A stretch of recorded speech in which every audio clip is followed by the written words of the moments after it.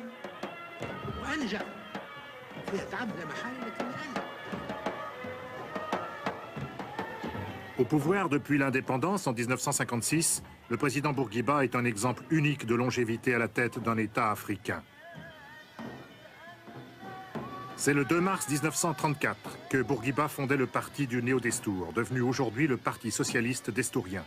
Cela se passait à Ksarelal, un village près de Monastir.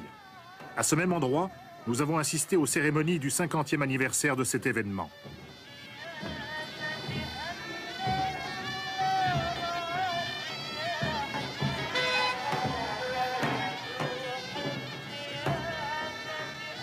Après 25 ans de régime à parti unique, Bourguiba a décidé qu'il était temps d'adopter un système où seraient reconnus certains partis d'opposition.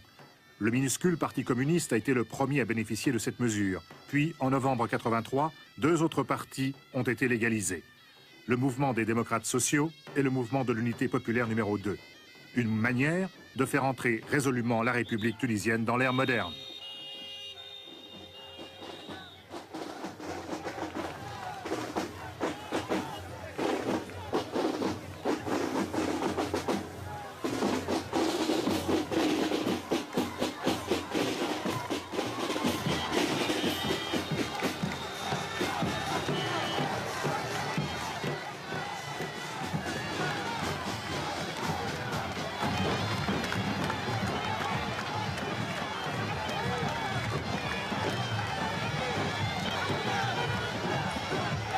À l'occasion de ce 50e anniversaire, le président Bourguiba est venu inaugurer le nouveau bâtiment du parti.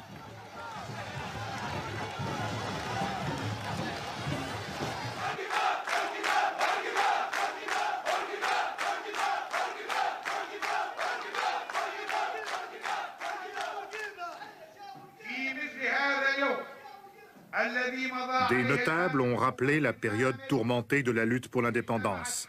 Les courtisans et les figurants se trouvèrent momentanément unis dans l'évocation du souvenir des partisans.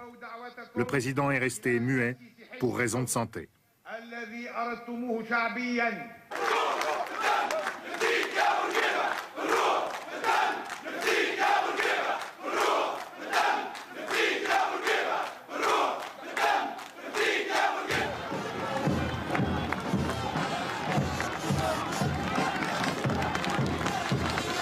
Il y a plus de 10 ans que Bourguiba a dû réduire ses activités. C'était le début d'une crise de régime caractérisée par une lutte pour la succession. Le sérail présidentiel est devenu dès lors le théâtre de toutes les intrigues et manœuvres d'influence. Selon la Constitution, le Premier ministre est le successeur désigné du président. Mais cette ambiance fin de règne se révèle néfaste. Elle bloque la mise en train des réformes nécessaires et elle exacerbe toutes les ambitions.